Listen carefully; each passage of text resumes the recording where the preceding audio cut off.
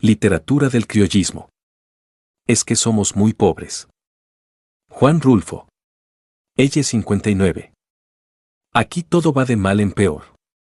La semana pasada se murió mi tía Jacinta, y el sábado, cuando ya la habíamos enterrado y comenzaba a bajársenos la tristeza, comenzó a llover como nunca. A mi papá eso le dio coraje, porque toda la cosecha de cebada estaba asoleándose en el solar.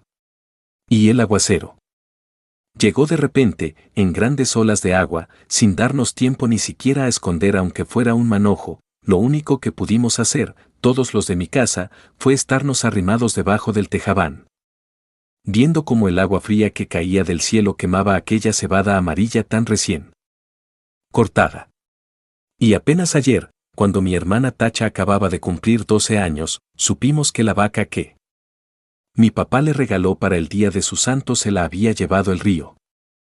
El río comenzó a crecer hace 3 noches, a eso de la madrugada.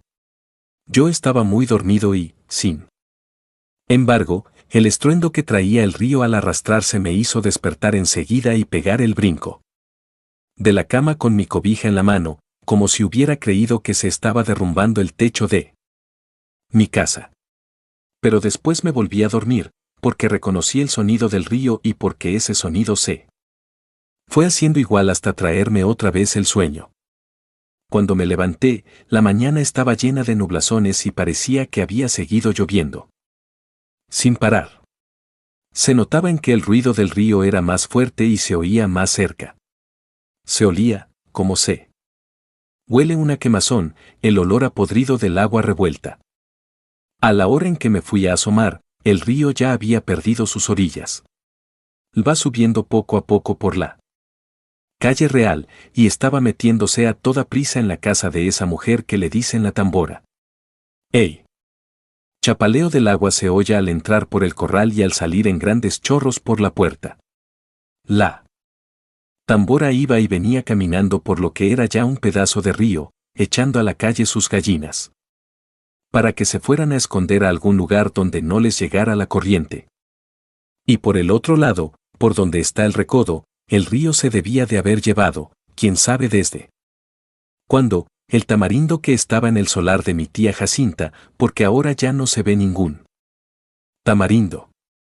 Era el único que había en el pueblo, y por eso nomás la gente se da cuenta de que la creciente esta que vemos es la más grande de todas las que ha bajado el río en muchos años.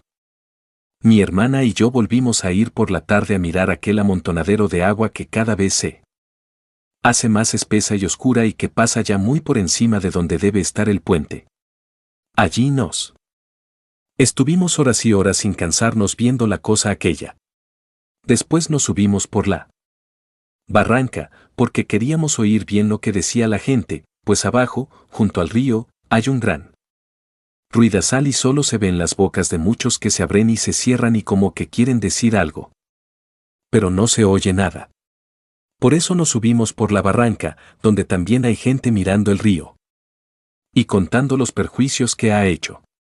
Allí fue donde supimos que el río se había llevado a la Serpentina, la vaca esa que era de mi hermana Tacha porque mi papá se la regaló para el día de su cumpleaños y que tenía una oreja blanca y otra colorada y muy bonitos ojos. No acabo de saber por qué se le ocurriría a la Serpentina pasar el río cuando sabía que no era el mismo río que ella conocía de a diario. La Serpentina nunca fue tan atarantada. Lo más seguro es que ha de haber venido dormida para dejarse matar así nomás por nomás. A mí muchas veces me tocó despertarla cuando le abría la puerta del corral porque si no, de su cuenta, allí se hubiera estado el día entero con los ojos cerrados, bien quieta y suspirando, como se oye suspirar a las vacas cuando duermen. Y aquí ha de haber sucedido eso de que se durmió. Tal vez se le ocurrió despertar al sentir que el agua pesada le golpeaba las costillas. Tal vez entonces se asustó y trató de regresar, pero al volverse se encontró entreverada y acalambrada entre aquella agua negra y dura como tierra corrediza. Tal vez bramó pidiendo que le ayudaran.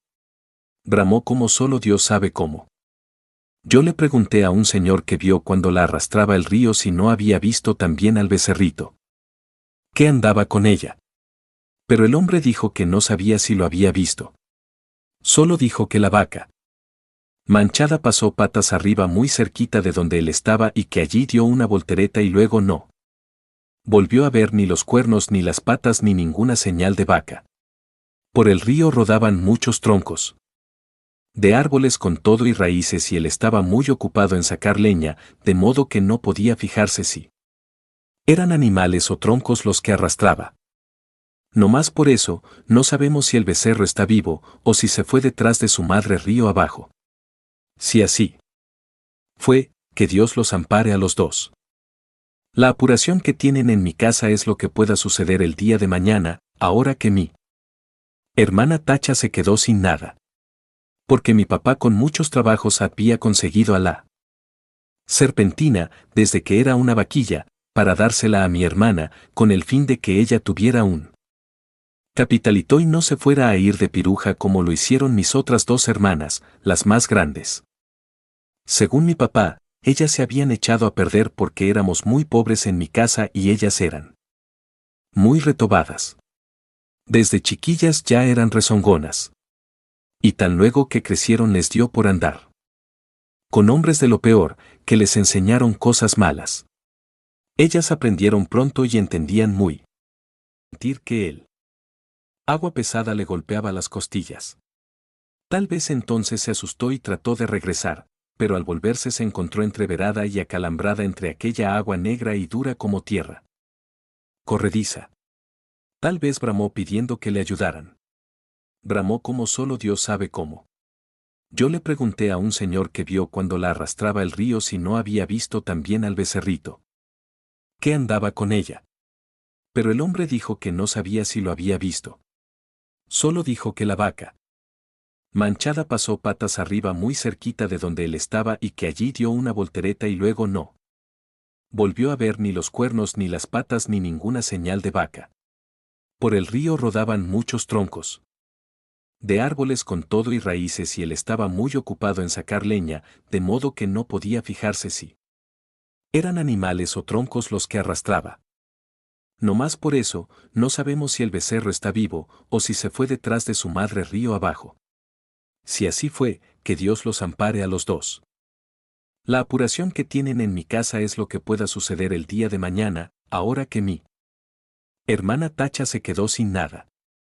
Porque mi papá con muchos trabajos había conseguido a la serpentina, desde que era una vaquilla, para dársela a mi hermana, con el fin de que ella tuviera un capitalito y no se fuera a ir de piruja como lo hicieron mis otras dos hermanas, las más grandes. Según mi papá, ellas se habían echado a perder porque éramos muy pobres en mi casa y ellas eran muy retobadas. Desde chiquillas ya eran rezongonas. Y tan luego que crecieron les dio por andar con hombres de lo peor, que les enseñaron cosas malas. Ellas aprendieron pronto y entendían muy bien los chiflidos, cuando las llamaban a altas horas de la noche. Después salían hasta de día. Iban cada rato por agua al río y a veces, cuando uno menos se lo esperaba, allí estaban en el corral, revolcándose en el suelo, todas encueradas y cada una con un hombre trepado encima. Entonces mi papá las corrió a las dos. Primero les aguantó todo lo que pudo, pero más tarde ya no pudo aguantarlas más y les dio carrera para la calle.